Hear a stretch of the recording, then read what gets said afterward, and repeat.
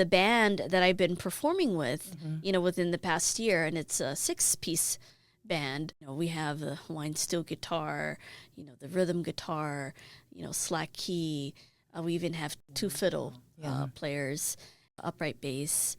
So to have, that many musicians on stage collaborating really, amplifies this story that we're trying to tell, which focuses on Hawaiian Kingdom era. The music and the influence that has traveled outside of Hawaii has touched, the American roots music such as country, jazz, bluegrass, you name it. It's really a very important story and history that is weaved into the music, and it has taught me a lot as a performer, as a musician, as an educator, as someone that really wants to be that bridge to, share with the next generation. It's important work, and it's good work. So 2023 or 2024, the album A Legacy of Hawaiian Song and String Volume 1, which is what you were describing with the 6-piece ensemble. But how did it begin? What was the catalyst for you to go in the studio and actually record it? So in 2018, I met Kylan Reese, who's a luthier, so he repairs string instruments. And he lives in Kailua. I went to go and visit him with a friend that had to go check on his upright bass that Kylan was fixing. And then in his workshop, he had all these papers and letters and photographs of this gentleman by the name of Mekia Kealakai, who was a member of the Royal Hawaiian Band. He was also brought up at the Keoneula Reform School that is now the site of the Princess Kaiolani. Is it elementary or middle school? Right across Tamashiro in Kalihi. Yes. So in that area, you had a lot of the ali'i that lived there. So Lili'o Kalani lived there, Ruth Kealikolani, Leleo Hoku, and the Reform School was right across.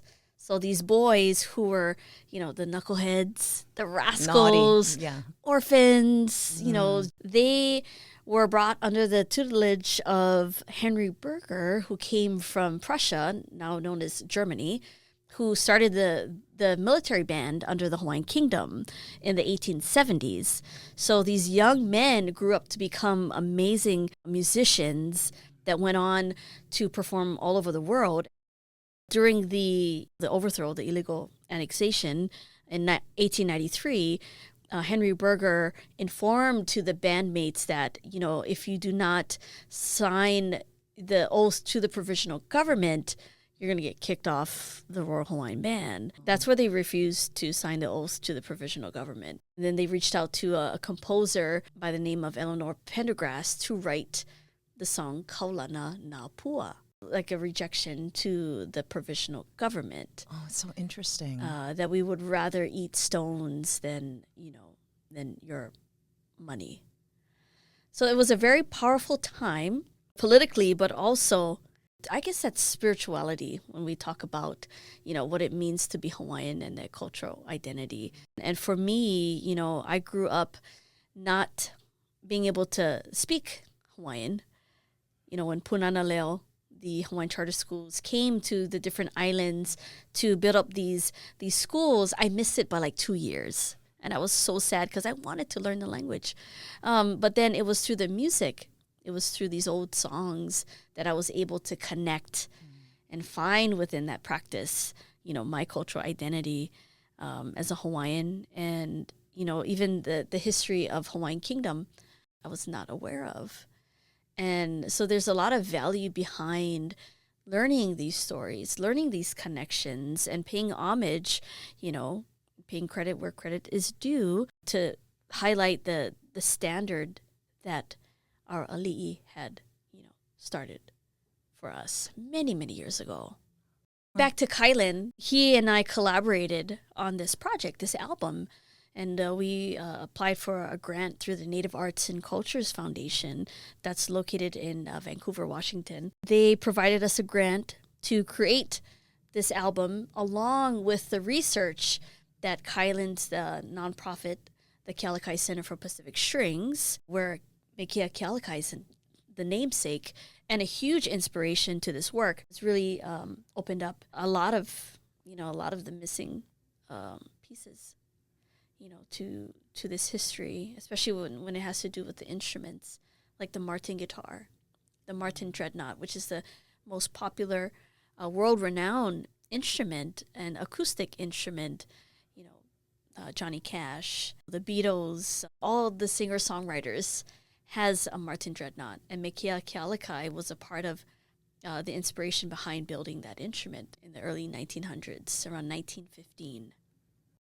It's amazing to learn, from our ancestors and going back and realizing why is it that we gravitate to these certain things. It's because it's already been in us, for centuries.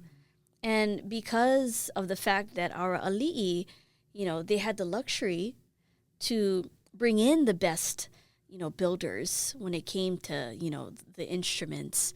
Lili'o Kalani, and her siblings, they were composers, and adding to that, as well as the tension that comes, through colonization and, this reawakening that we've had, within the past 100 years. It's getting bigger and bigger. And this younger generation, it's amazing, the seat that they have and the influence that they have. It's unreal.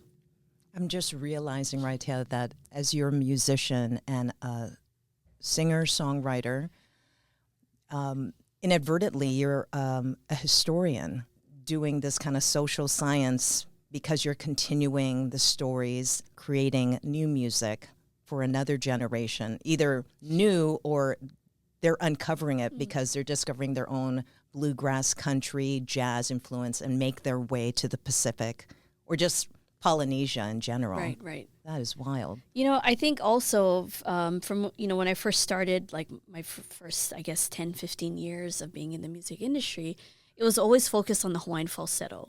And that's what I gravitated to at first as far as the style of singing, not necessarily the context in which I was, singing or focusing on, that era of history. It was more like, oh, yeah, this style, this ornamentation is so cool, and it's something that, you have to work at to incorporate that break in your voice. So I've become known, for demonstrating that style, the Hawaiian falsetto. But then recently I've been very much, enamored with the stories and the pilina, the connection between the people and place. I mean, that's what was important to our royalty.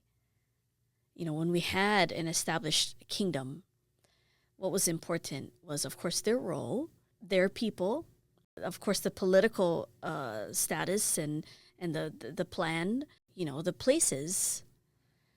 And that's what carried them through. I've been reading Hawaii's Story by Hawaii's Queen. It's a really great book. And it's amazing how we, through technology, have worked to get to things quicker, to learn things quicker. Well, back in those days, they shared about a journey from one point of the island to the other side of the island. Within that, there's a journey. Like, we take that for granted because, everything's like so quick. And that's why history is important, because of the fast-paced world that we live in.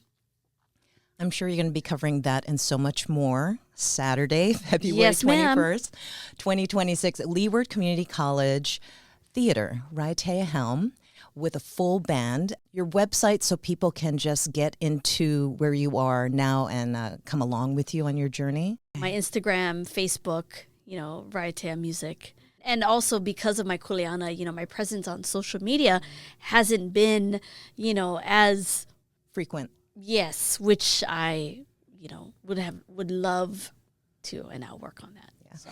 Thank you so much for your time. Thank you, Kathy.